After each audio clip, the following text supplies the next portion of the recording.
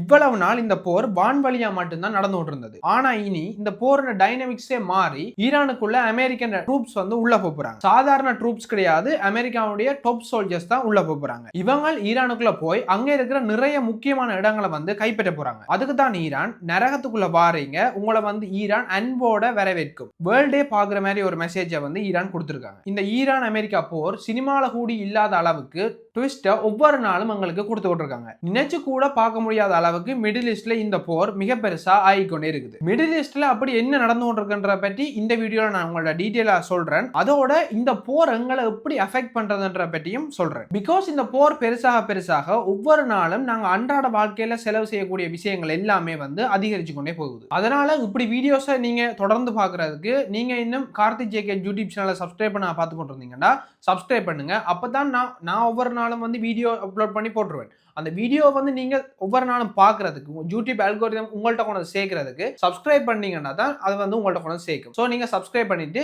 JK ஸ்குவாட்ல join பண்ணுங்க. முதல் விஷயம்